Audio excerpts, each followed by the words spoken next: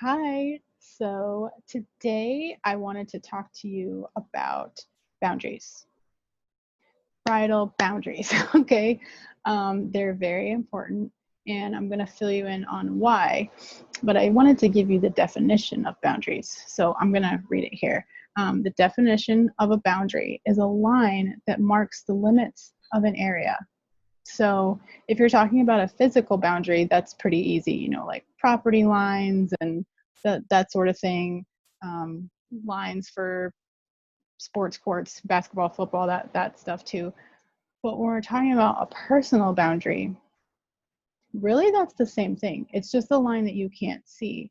So when you set a personal boundary, an emotional boundary, you are standing up for yourself, and boundaries are really important because you don't want to be a people pleaser.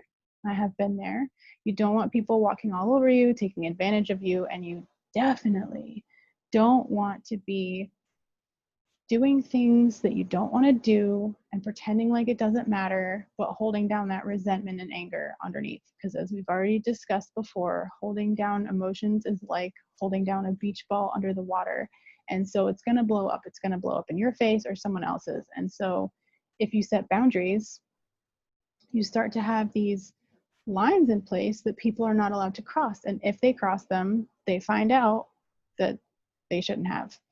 So that's why you need boundaries. But saying no to someone else and what they're asking you to do is actually saying yes to yourself. You're giving yourself space and grace and time to do the things that are important to you, that take care of you, that light you up.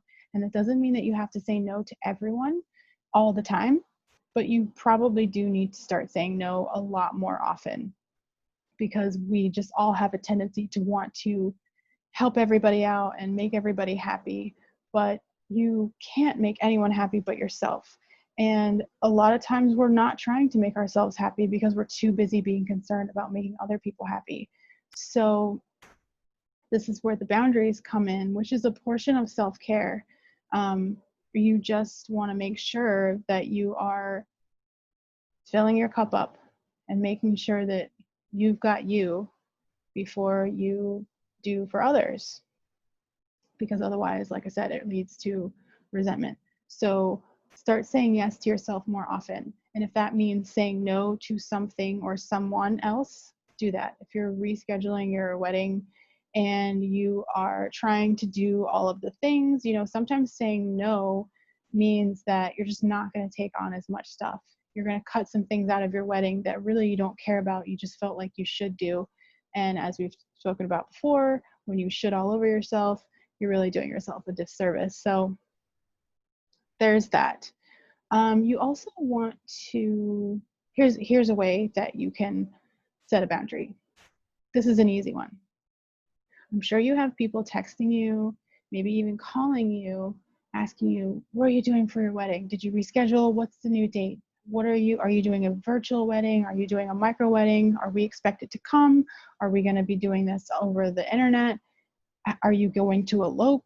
Are you pushing it back until next year? What are you doing? What are you doing? What are you doing? What are you doing? That, I don't know how many people you may or may not have been inviting to your wedding, original guest list, new guest list, all that stuff. People are going to be wondering. And it's kind of a natural thing to assume that it's okay to ask the bride, because as the bride, you're the one that's kind of planning things and putting it together. Even if you have a wedding planner, you're still the one making the decisions. So it makes sense that someone would think like, oh, I'm just going to ask her. The problem is everyone thinks that. So if you're getting several texts a day even asking you what your plans are, what are you doing, how are you making these changes, it gets overwhelming. So the thing that you can do is you can have a canned response ready to go on your phone. Anytime someone asks you any questions that have to do with the wedding, you can copy what I'm about to say right now. You can write it down and use it. Thanks so much for thinking of me and wondering about what we're doing on our wedding. It means so much to me that you care. I am putting all updates on my website at blahblahblah.com. If you have any questions, Go there and the most updated information will be right there for you and all of your questions will be answered. Thanks so much for understanding. Done. They try to ask you another question. Don't answer. You are not obligated to text someone back. I am so flabbergasted by this idea that just because someone sends you a text, they expect you to drop what you're doing and answer. No, you have a choice. And if they are not understanding your boundary, the conversation is over. And you don't have to be mean about it. You don't have to ghost them. You can let them know, like, hey, I just told you, go to the website. I don't have any other answers for you. And I also don't have time for this, point blank. And you don't have to be rude. You can be kind. You can be loving. You're going to have people, most likely the people that are closest to you, that are going to push that boundary more than the people who aren't as close to you. And they might ask you things like, well, why do I have to go to the website when I could just ask you? And you can be honest and be like, if you're asking me all these questions, think about how many other people are also asking me these questions. So I really appreciate it if you would just get your answers from the website. That's where I'm putting all of the answers. That's where I'm putting the most updated information. And if you come and ask me, I don't have anything different to tell you. And, you might have to repeat yourself. Sometimes when you set a new boundary, people can be a little caught off guard by it. And so you just want to keep at it. Don't give up. If you set the boundary and someone crosses it, don't throw your hands up and say, well, this stuff doesn't work. Just keep going. And the further along you go, the more confidence you build, and also the easier it gets. I mean, if I got married 13 years ago, but if I were getting married now with all that experience under my belt of how to set boundaries, some boundaries would be set and they would be enforced and they would be understood. Okay? So start doing that to save yourself some time, sanity, all the things. Put the response in your phone, in your notes, copy it and paste it into anyone who asks the question. Because even though it might be annoying to be continuously answering that question with your copy paste response, it's not going to be as taxing on you if you just use that response versus telling the person, every single person that asks, you gotta text them back. No, just copy paste, done, bye. So that's a super, super easy one. Let me know if you have any questions about it, or if you need help crafting the way it should be written. I can help you with that. So another boundary that you can actually set for yourself is to only have conversations with supportive people about your wedding. I mean, really about anything, but we're mostly talking about weddings right now. So if you feel that you need to vent, if you want to let your emotions out, if you need a shoulder to cry on, just make sure you're going to someone who's going to allow you to let those emotions out. Sometimes we go to a parent or a friend and they're not emotionally available for us, and it really hurts our feelings, and then also makes us feel like idiots because they will, scold us for having the emotions or tell us why we shouldn't be upset.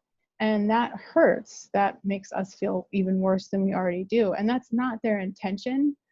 They're just not emotionally available to take on you being able to vent. So just keep that in mind. And you might have to try with a few different people before you find the person that is going to be able to hold that space for you.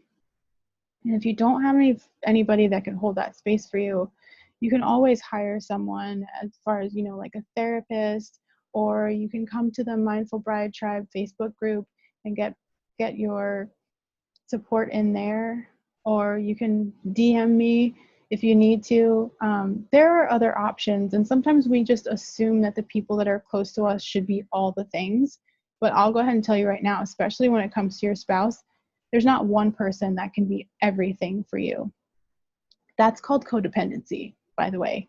If you have one person in your life that you want them to be your best friend, you want them to love you every day, you want them to make you happy, you want them to do all the things for you, and you want them to be your everything, that's not love, that's codependency, okay? So just keep that in mind. If you're headed in that direction, you want to kind of pump the brakes on that. So it's just a boundary for yourself that you only have wedding related conversations, especially the more stressful feeling ones, with someone who you know is going to support you. And it doesn't always have to be your fiance, because even within your relationship, they may not be stressing about what you're stressing on, and they may handle stress differently than you. So these are good things to learn as you're getting ready to start your epic love story together, is that they're not going to be everything for you, and you're not going to be everything for them. We all have bad days, and it's not our jobs to make anyone else happy, and it's not anyone else's job to make us happy. It's our job. So set that boundary for yourself, put that message in your phone, and let me know if you have any questions about that.